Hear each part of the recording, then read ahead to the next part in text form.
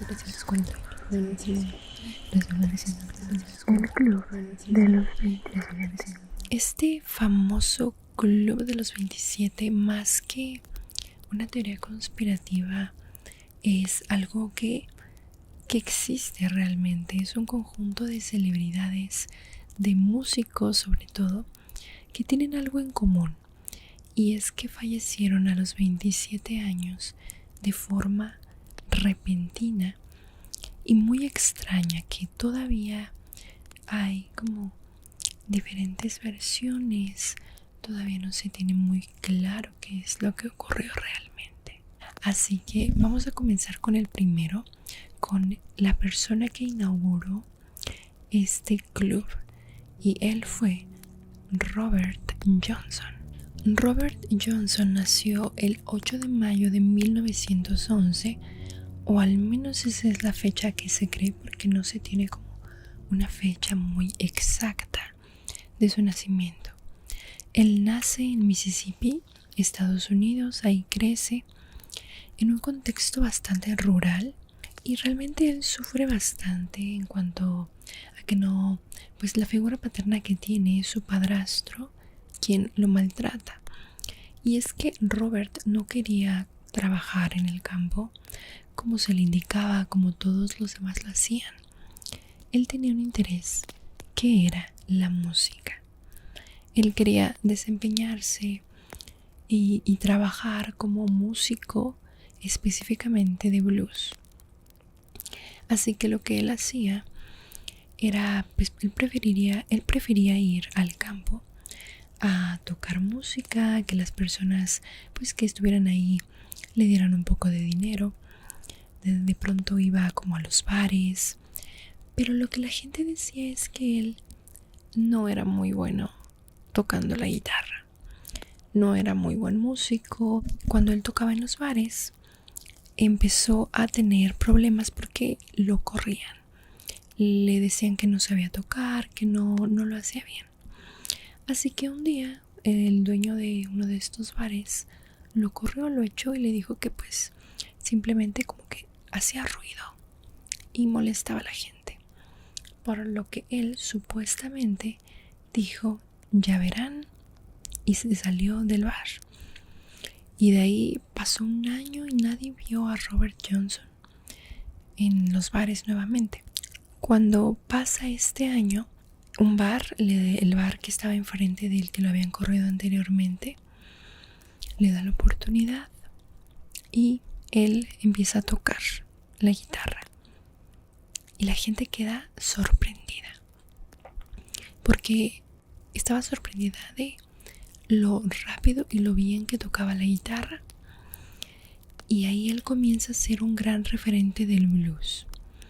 Ahí comienza su leyenda. La gente se empezó a preguntar por qué es que él puede tocar tan bien la guitarra si él no podía. Y se empieza a hacer esta leyenda de que él probablemente había hecho algún pacto con el diablo. Se creía también que había ido como a una encrucijada, es decir, buscó un camino donde hubiera una encrucijada, vas, te pones ahí, tienes que ir a la misma hora, pero lo que se cree es que son 5 días en los que tienes que ir, pararte en la encrucijada, y un espíritu va a pedirte que le des, pues que le digas qué es lo que quieres aprender. En este caso, él a tocar la guitarra.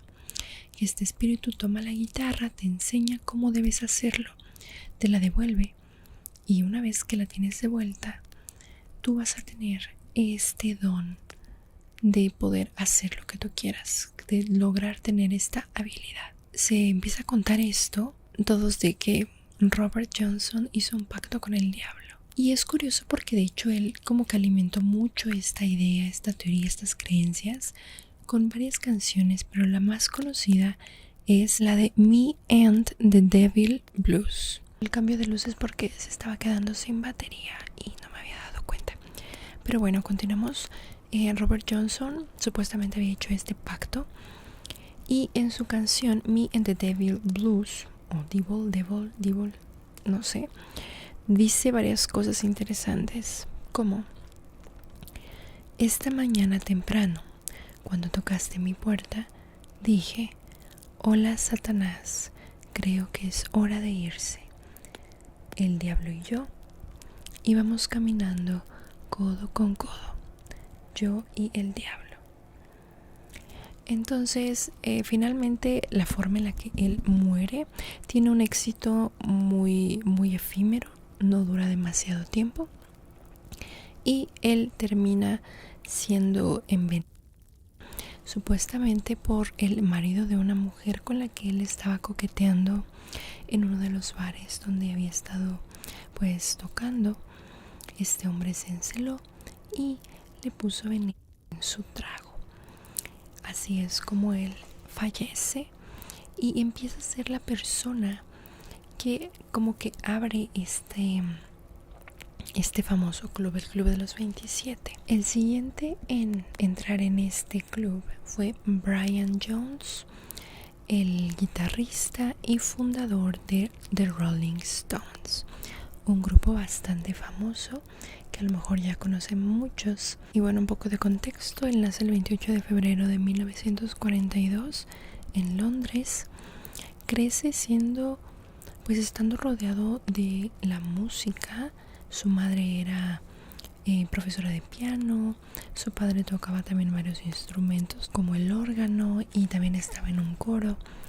Así que él crece con esta influencia y en realidad tiene mucho talento, es multiinstrumentista y tiene unos muy buenos dotes. Es uno de los mejores músicos, como digo, funda el de Rolling Stones. Un hecho que ocurre que marca un poco su vida es que de pequeño se le es diagnosticado con un problema en vías respiratorias que le provoca asma, y este detalle es una coincidencia un poco espeluznante con la forma en la que muere.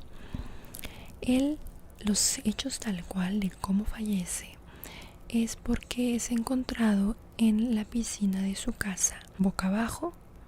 Esos son los hechos. Pero, ¿qué es lo que se supone que pasó? Habían hecho remodelaciones en su casa, estaban como construyendo, y habían estado en su casa varios trabajadores, varios obreros, trabajando en esta construcción. Se dice que hubo como conflicto, como bromas, cosas que no le parecieron bien a Brian de parte de estos trabajadores, y se dice que había ahí como un choque, ¿no?, entre ellos, pero que finalmente Brian quiere mantener como que bueno, vamos a arreglar las cosas.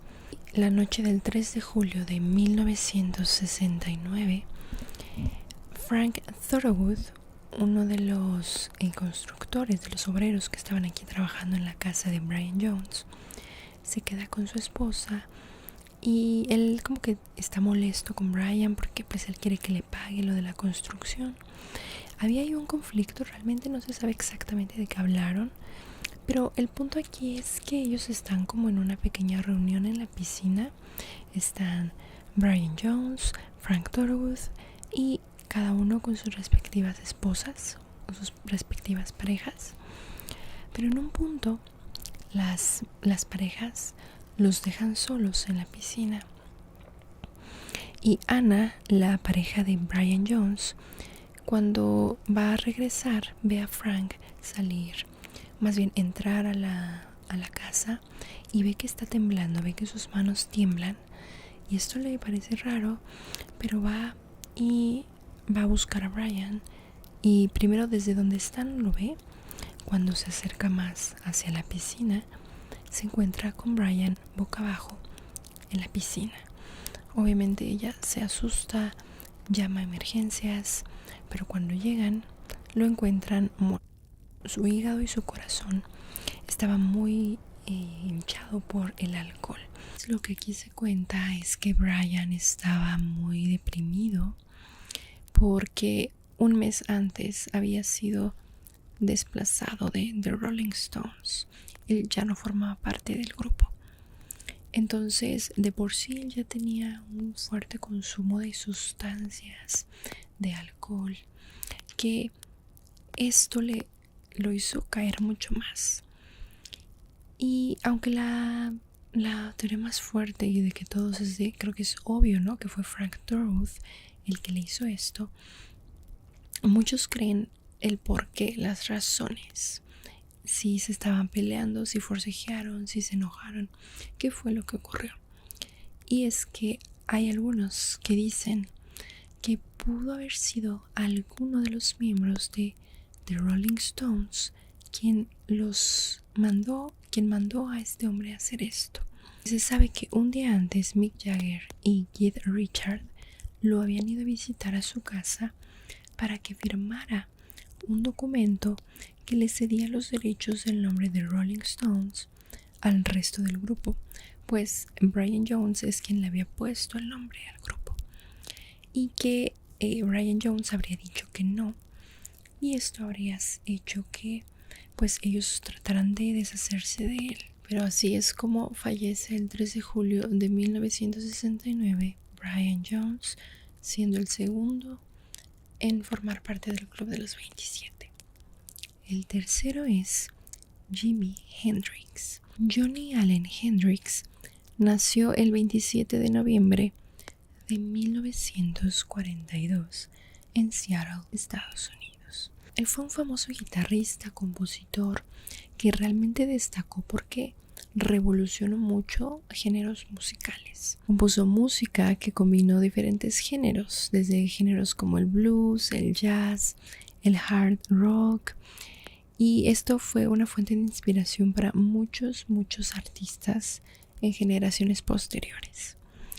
La forma en la que él deja este mundo ocurre la noche del 17 de septiembre de 1970. Él había asistido a un concierto de Eric Burdon del grupo War, y este grupo había invitado a Jimi Hendrix a tocar con ellos. Y obviamente pues él ya era muy famoso para ese entonces, era todo un ícono, la gente lo amaba, fue como gran parte del show en esa noche, y era como su novia oficial, se decía en ese momento. Ella era Monika Dannemann, una expatinadora alemana que se había convertido pues ya en su novia oficial. Lo que ocurrió aquí es muy extraño porque igual hay varias versiones de lo que ocurrió. Se dice que una vez terminado el concierto, Jimi Hendrix fue con Mónica, directamente fueron al hotel, que se quedaron hablando toda la noche hasta las 7 de la mañana, y que Jimi le dijo que no podía dormir, así que iba a tomar algo para poder conciliar el sueño. Pero esta otra teoría, aparte de estos hechos o las declaraciones que ella dio, fue que no, que se había levantado 3 horas después de las 3 de la mañana, que lo había visto y que lo vio pues respirar, pero que estaba dormido, y que ella fue a comprar tabaco, y que cuando regresó es cuando se dio cuenta que algo andaba mal, ¿no? Que vio que tenía saliendo de su boca lo que parecía ser vómito. Entonces aquí también vuelven a cambiar las declaraciones, en las que supuestamente pues lo primero que habría hecho es llamar a la ambulancia, pero se supone que no hizo esto porque habían muchas sustancias. ¿Saben de qué sustancias hablo? En la habitación, y que si iba a hablarle a la ambulancia iban a ver esto, y que los paparazzis lo iban a ver. Entonces dijo no, y que primero guardó todo, lo escondió, y que ya después le habló a la ambulancia. Otros dicen que más bien ella, o otra de las versiones dicen que ella le habría hablado a Eric Burdon y le pidió ayuda, y ya ellos hicieron lo mismo, guardar las sustancias que estaban en la habitación, y le hablaron a la ambulancia. Entonces hay como varias historias realmente de esto. Las versiones es lo que lo hace más extraño, porque también supuestamente él ya había dejado este mundo cuando llegó la ambulancia, pero también leí por ahí que puede ser que realmente él haya perdido la vida dentro de la ambulancia, donde fue que ocurre todo esto del vómito, que es con el que pues él no puede respirar porque se ahoga con su propio vómito. Y años más tarde, en 1975, Mónica da una declaración que empieza a causar dudas también. Pues ella dice que supuestamente Jimi Hendrix había sido desvivido por la Cosa Nostra, un grupo de Sicilia que anteriormente de hecho ya lo había pues privado de su libertad, pero que él ni siquiera se había dado cuenta porque estaba demasiado dopado. Entonces supuestamente ella no había dicho esto por miedo, pero que este grupo había sido el mismo que le había hecho lo mismo. Bueno, finalmente Mónica tiene un final triste. En 1996 todo indica que ella se desvive a sí misma.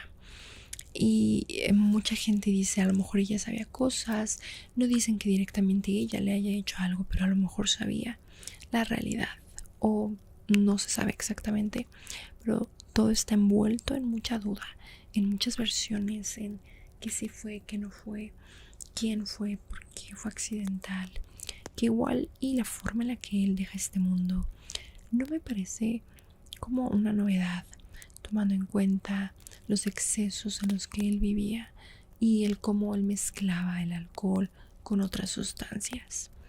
Pero bueno, así es como lamentablemente Jimi Hendrix forma parte del Club de los 27 el 18 de septiembre de 1970.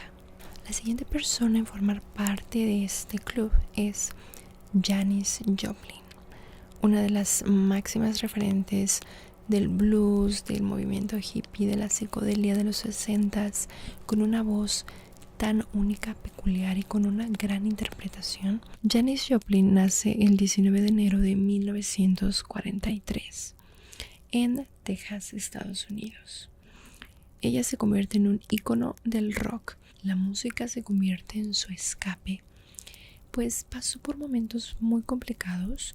Tuvo una infancia y una adolescencia difícil, marcadas por el bullying, ya que ella siempre fue una chica diferente. Llamaba la atención su estilo, su cabello. Siempre fue una persona rebelde. Siempre marcó estas diferencias de lo que su familia y la gente esperaba de ella y lo que realmente ella era y representaba. Así que fue blanco de muchas burlas y de mucho acoso. Esto obviamente le bajó su autoestima y la hizo refugiarse en la música y en algo más desafortunado, en las sustancias. Ella era principalmente alcohólica, bebía muchísimo alcohol. De hecho, como que siempre andaba cargando una botella y era como ya muy común de ella. Y esto es algo que yo creo que sí tienen en común todas estas estrellas del rock, y es que pueden ser genios musicales, pueden ser personas con personalidades tan extravagantes y llamativas que generan este sentimiento en el público, pero que lamentablemente se les romantiza mucho esta idea del consumo de estas cosas tan dañinas para el cuerpo. Pero bueno, ella era parte de esto. Era tan peculiar su forma de cantar y su interpretación era tan buena que llegaba como a opacar a los músicos con los que colaboraba. Pero posteriormente creó su Cosmic Blue Band, que por cierto ella también se le conocía como la bruja cósmica. Y bueno, tuvo algunos encuentros. Ella era una mujer, como les digo, rebelde, fuerte. De hecho hay una anécdota que me parece curiosa que tuvo con Jim Morrison, que Jim Morrison estaba como súper ebrio y bueno, él no lo justificó porque eran actos machistas. Ella, digamos que le dio su merecido porque él quería sobrepasarse un poco con ella. Estaba ebrio y ella le terminó rompiendo una botella de alcohol en la cabeza. El punto como de inflexión, el punto de ok, esto no es una buena combinación, es cuando se enamora de Seth Morgan, un músico y traficante de heroína. Una combinación bastante pésima, considerando que ella era muy pues asidua a tener estos intereses en este consumo de estas cosas. Es en el año 1970 cuando ella va a grabar su último álbum, Pearl. Pues empieza a grabar, ¿no? Está en Los Ángeles, va a grabar, pero uno de esos días de grabación llega a la casa y ve que su pareja, Seth Morgan, había invitado a otras mujeres a su casa a jugar billar. Ella se molesta por esto, se va a su habitación, se toma unos tragos, como que lo ignora, pero pues va y bebe. Y a partir de aquí no se sabe de ella. Es decir, esto ocurre y al siguiente día, el 4 de octubre de 1970, ya le están esperando en el estudio el productor, la banda con la que va a tocar para grabar su nuevo disco Pearl. Le están esperando y no llega, y se les empieza a hacer raro. Se empiezan a preocupar, por lo que mandan a Jungkook, el representante de la banda con la que iba a grabar Janis, lo mandan a buscarla, y lo que él se encuentra esa mañana del 4 de octubre de 1970 es a Janis tirada a un lado de su cama. Lo raro aquí es que supuestamente ella falleció por una sobredosis además de haber consumido, claro, alcohol. Pero lo que las personas comentan es que no se encontró ninguna jeringa alrededor de ella, ninguna jeringa con la que se suministrara esta sustancia. Entonces esto empieza a despertar dudas de ¿realmente fue eso o alguien intervino? Alguien hizo algo. Y esto es muy muy extraño. Ella es cremada y sus cenizas son disipadas en el Océano Pacífico, específicamente en la playa de Stinson Beach. Y bueno, después de su muerte empieza a despertarse estas dudas. Ya saben, obviamente el disco vende un buen, e incluso le hacen una fiesta a petición de ella, pues ella pidió que el día en que dejara este mundo quería que le hicieran una fiesta. Y así es como termina Janis Joplin. Y venimos con mis siguientes dos favoritos. Es Jim Morrison, el rey lagarto. James Douglas Morrison nació el 8 de diciembre de 1943. Su padre era un militar y pues bueno, tenía a su madre y a sus hermanos. Y de este hecho de que su padre fuera militar, realmente a él lo sometió a muchas cosas bastante severas. Su padre sí ejercía como cierto abuso sobre él. Y de hecho en un punto él sufría mucho, pero llegó un punto en el que dejó de llorar. Y cuando él dejó de llorar y dejó de sufrir ante esta parte de su padre, es que esto cesó. Entonces esto iba a formar parte de su rebeldía y de su como forma de rebelarse al mundo, de su actitud ante los demás. Él era un total rebelde, pero también era una persona muy apasionada e interesada por la poesía, por la literatura y también por el cine, porque de hecho estudió en la UCLA, estudió cine. Y hay una anécdota en cuanto a su infancia. Como su padre era militar, nunca estaban en un solo lugar, era como que siempre viajaban de un lado a otro. No tenía este sentido de pertenencia. Entonces en uno de estos viajes por carretera hubo un accidente que él recuerda mucho, en el que unos nativos americanos pues salieron heridos, y esto se le grabó mucho a él en la mente. Él tenía la creencia de que durante este accidente el espíritu, el alma de uno de estos nativos americanos se metió a su cuerpo, se metió a él, y que a partir de aquí él iba a comenzar a tener todo este interés por el misticismo, por esto de sentirse un chamán. Y si ustedes escuchan su música, sí tiene mucha influencia de este tipo de cosas.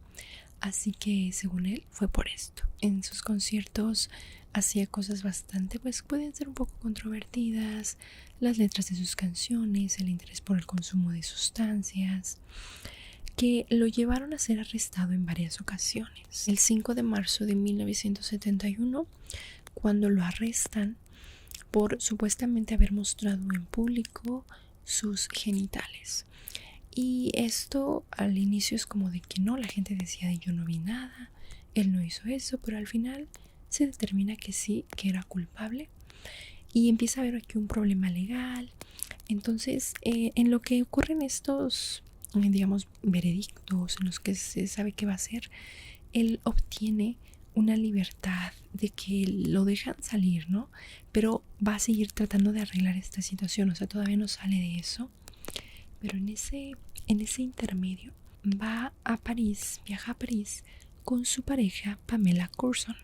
Y aquí es donde él pasa sus últimos días. La versión más conocida, de la que más se habla y que se dice que es como la versión oficial, es que él murió en la bañera tras una sobredosis de una teoría que se menciona mucho pero que no está asegurado, que ella estaba consumiendo Ero y que Jim le pregunta de qué está metiéndose y ella le dice que es, ella se confunde, le dice que es coca y esto le empieza a provocar que se empiece a sentir mal. Van a la cama y de pronto por la mañana, bueno, pasan las horas en el intermedio de la madrugada. Él se levanta y le dice que se siente mal, como que no puede respirar y que va a tomarse un baño. No llaman a ningún doctor, él va a tomarse un baño. Ella dice que sí, pero pues estando un poco dopada, como que no hace caso. Se levanta por la mañana, le está hablando, no responde. De hecho, ella piensa que a lo mejor él está como bromeando. Pero cuando ve, o sea, cuando se acerca a la bañera y ve que de verdad no está respondiendo, es que se asusta y va a pedir ayuda después. Y así es como lo encuentran. Cuando llega la policía, él ya está completamente fuera de este mundo. Y hay otra teoría que sale, bueno, más bien hay otra versión que sale de la boca de Sam Burnett, un hombre que pues era como dueño de un bar de por ahí cerca.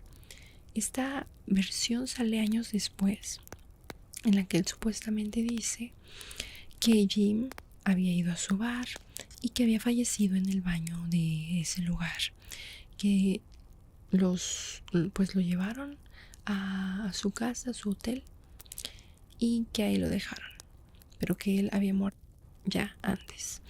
Esta versión pues no es muy apoyada porque sale tiempo después. No se sabe exactamente cómo es que él muere y además la manera en la que todo el mundo se entera, en que lo dan a conocer al mundo, no es inmediato.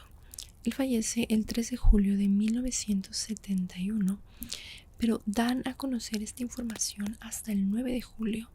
Su familia dice que pues no crean que hubiera como mucho cuestión mediática por todos los escándalos. Y bueno, realmente tampoco se le realizó autopsia y él es enterrado en París.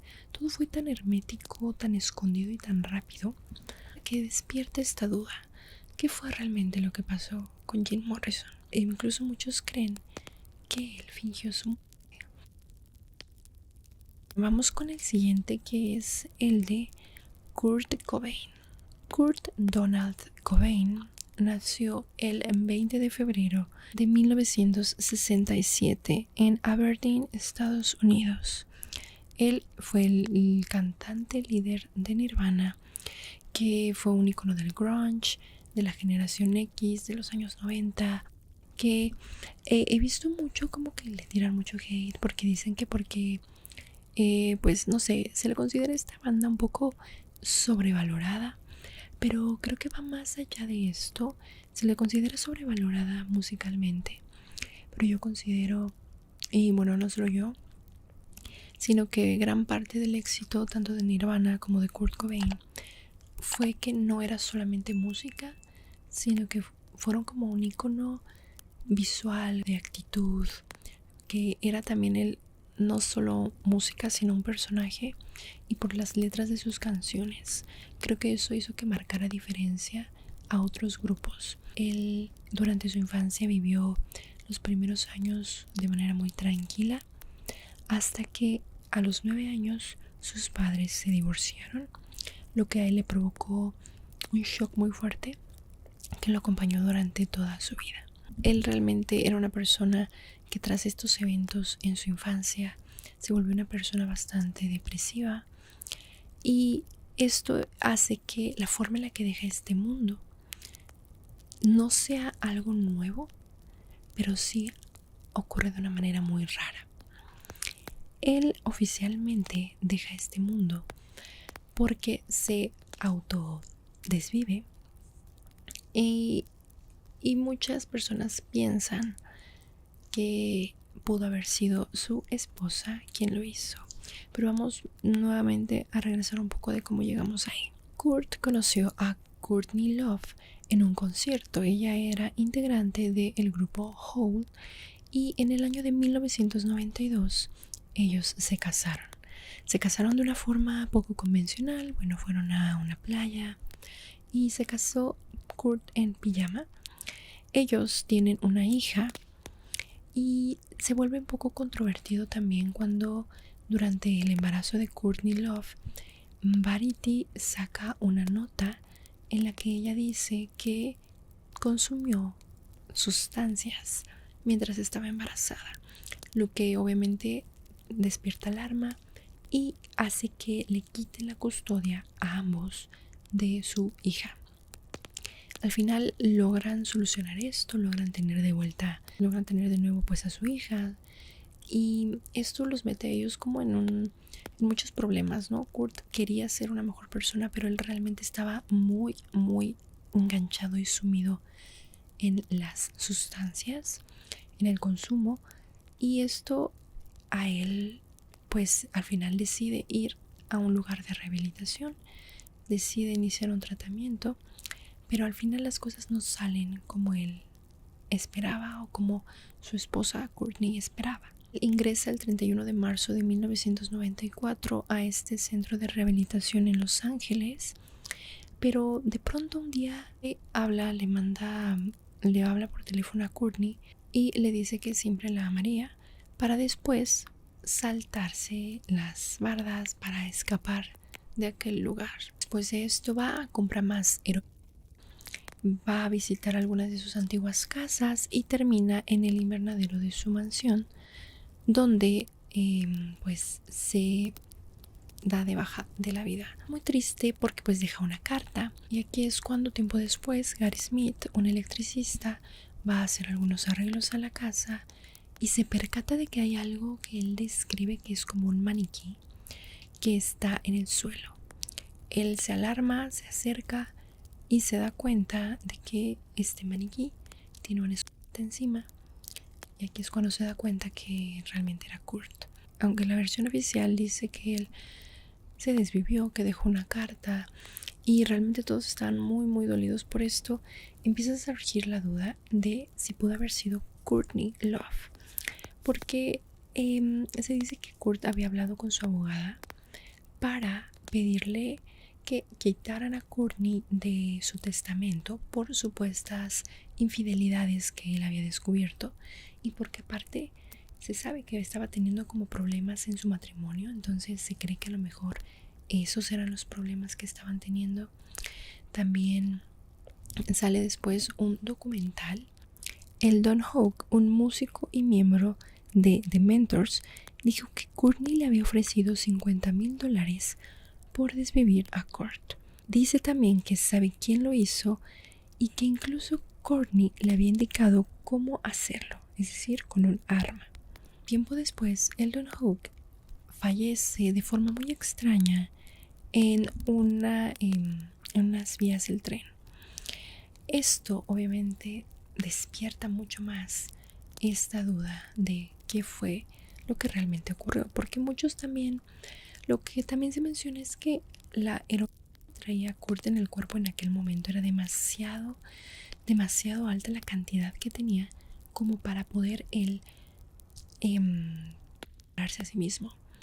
Entonces por eso muchos piensan que a lo mejor y él lo desvivieron y no lo hizo él solo. Entonces así es como Kurt Cobain fallece el 5 de abril de 1994. Finalmente vamos con la última en formar parte del Club de los 27, que es Amy Winehouse. Amy Jade Winehouse nació en Londres, Inglaterra, el 14 de septiembre de 1983. Fue una cantante de soul, jazz y R&B que, a pesar de ser como muy actual, realmente fue alguien que revolucionó, que traía como una actitud nueva, que refrescó al género y que varios artistas hablaban bastante bien de ella. Ella creció en una familia judía y tuvo como varios acercamientos a la música, a la interpretación, a la actuación. La persona con la que más conexión tenía era con su abuela. Ella la apoyó muchísimo durante su carrera y como ella pues quería iniciar. Ella tenía una carrera bastante prometedora por delante. Lo que ocurre aquí se da, y según el padre de Amy, uno de los mayores culpables de esta situación fue su novio Blake Fielder, quien supuestamente le habría orillado a este consumo tan excesivo tanto de alcohol como de sustancias. Pues si bien ella tenía problemas, después de él o a partir de él es que ella recayó de manera más fuerte. En realidad ella pasó por momentos bastante complicados. Hay videos muy dolorosos de ver en que ella está en los conciertos y se ve sumamente mal, se ve ida, se queda quieta, no reacciona, no canta, no baila. Incluso la abuchean. La abuchean porque realmente ella no está dando un concierto que la gente, ¿no? La gente piensa, pagué por ver este concierto, los conciertos que ella solía dar, pero es que ella realmente se encontraba en un momento muy mal y muy bajo. No cantaba, estaba ida, estaba ebria, estaba muy dopada y estaba sufriendo. Estas escenas, estos momentos afectaron tanto su imagen que incluso cuando ella quería como decir, ok, voy a empezar a grabar, voy a grabar otra cosa, las productoras como que no se sentían tan confiadas por los escándalos, por estos shows que daba, porque a ellos les daba miedo perder dinero. Entonces eso también empezó a afectarla. Bueno, su final llega el 23 de julio de 2011. Ella le había mandado un mensaje a su amigo ese día, el 23 de julio a las 3 de la mañana, un mensaje que decía, siempre estaré aquí para ti. ¿Y tú? A la mañana siguiente su representante va y para esta persona pues no era nada nuevo, ¿no? Ver que ella de pronto no se despertaba, pues tenía resaca, insomnio. Se levanta a la mañana, a las 8 de la mañana y no hay nada de señales de ella. Lo deja pasar, pasan otras 2 horas, dice ok, realmente está monitoreándola hasta que llegan las 3 de la tarde, que es cuando ya se le empieza a hacer raro, lo cual me parece a mí bastante tarde ya. Pero esto habla mucho de lo que ella vivía, de que era algo común para ella tener horarios de sueño tan dispersos, tan diferentes. Y aquí es cuando decide ya ver qué le está pasando y se da cuenta de que Amy está sin vida.